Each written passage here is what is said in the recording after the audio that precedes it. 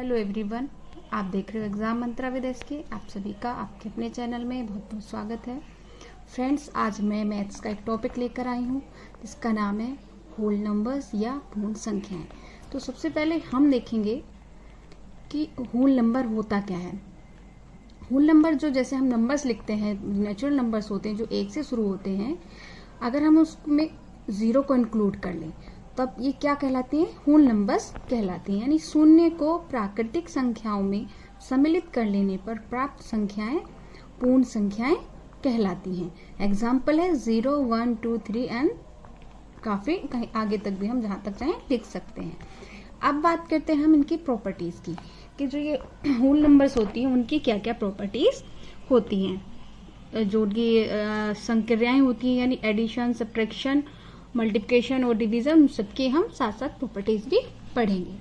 तो सबसे पहले हम बात करते हैं कि सबसे छोटी पूर्ण संख्या शून्य है। यानी शून्य से 0 से छोटी कोई भी होल नंबर नहीं है लेकिन वो माइनस में चली जाएगी। ठीक है, तो हम उसको भी आगे पढ़ेंगे पूर्णांकों में। यहाँ पे हम सिर्फ सबसे छोटी पूर्ण संख्या शून्य को मानेंगे। इसके बाद है कोई भी पूर्ण संख्या सबसे बड़ी नहीं होती, क्योंकि उसकी भी अनुवर्ती एक पूर्ण संख्या होती है। यानी कि हम सबसे बड़ी पूर्ण संख्या नहीं निकाल सकते क्योंकि उसके आगे एक अनुवर्ती संख्या होगी। पूर्ण संख्या से पहली संख्या पूर्ववर्ती संख्या और आगे वाली संख्या अनुवर्ती संख्या कहलाती है। नेक्स्ट पॉइंट है, दो पूर्ण संख्याओं को जोड़ने पर योगफल सदैव पूर्ण संख्या होता है। यानी योग का यह संवरक गुण है। संवरक गुण यानी क्लोजर प्रॉपर्टी। ये क्लोजर प्रॉपर्टी होती क्या है, इसको थोड़ा समझ लेते हैं। कि जब हम दो पूर्ण संख्याओं को आपस में जोड़ें, जैसे फॉर एग्जाम्पल हम 2 + 4 को ऐड करते हैं तो 6 आता है। तो इसका मीन्स क्या है कि ये भी एक होल नंबर है। इसमें क्लोजर प्रॉपर्टी पाई जाती है। और क्लोजर प्रॉपर्टी किस किस में पाई जाती है? एडिशन और मल्टीप्लिकेशन में पाई जाती है। ये सब्ट्रैक्शन और डिवीजन में क्लोजर प्रॉपर्टी नहीं पाई जाती है। अब हम बात करते हैं नेक्स्ट पॉइंट की। दो पूर्ण संख्याओं के योग पर क्रम का कोई प्रभाव नहीं पड़ता।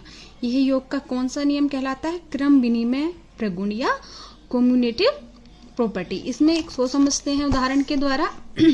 जैसे हमें 3 नंबर दिए हैं लिखने को जोड़ने के लिए, दो चीज समझ लेते हैं। तो इसको हम चाहे पहले लिख लें चाहे बाद लिख लें, इसका जो आंसर आएगा उस पर कोई फर्क नहीं पड़ेगा। जैसे इसको ले लेते हैं, चाहे हम पहले 4 को लिखें 2 को बाद में लिखें, या 2 को पहले लिखें 4 को बाद में लिखें, आंसर 6 ही आना है। तो इसका ये होता है इसका क्रम विनिमय नियम। यानी क्रम बदलने से संख्याओं के मान पर कोई फर्क नहीं पड़ता। इसके बाद ये वाली प्रॉपर्टी भी सिर्फ एडिशन और मल्टीप्लिकेशन में ही मिलती है। डिवीजन और सब्ट्रैक्शन में ये वाली प्रॉपर्टी भी नहीं पाई जाती है। शून्य को पूर्ण संख्याओं का योग का तत्समक अवयव कहते हैं।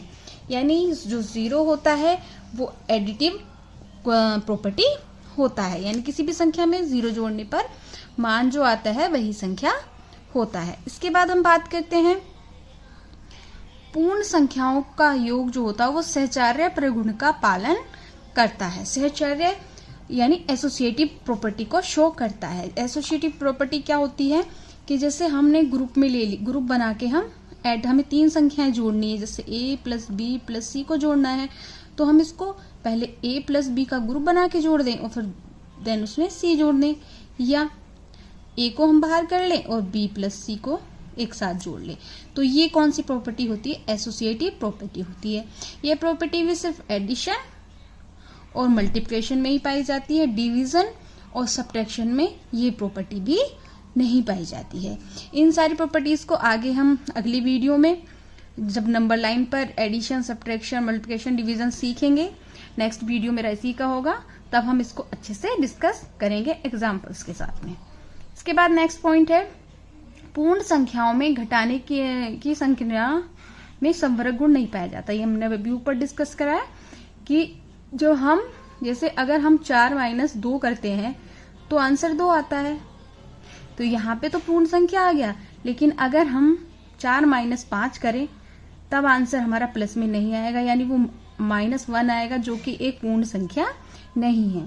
पूर्ण संख्याओं की गुणन संक्रिया संवरक, क्रम विनिमय तथा सहचर्य प्रगुण का पालन करते हैं। यानी जो गुणन होता है और जो योग होता है, ये इन तीनों नियमों का पालन करते हैं, और जबकि डिवीजन और सब्ट्रैक्शन इन तीनों प्रॉपर्टीज का पालन नहीं करते हैं।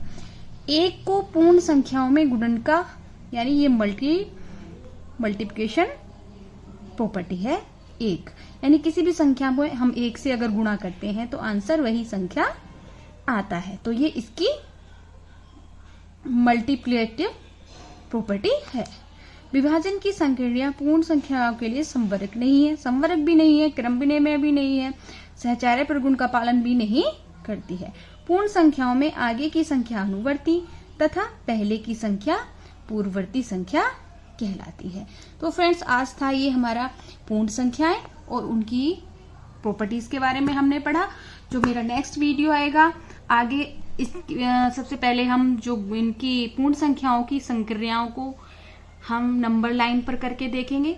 नेक्स्ट वीडियो मेरा इसी से रिलेटेड आएगा।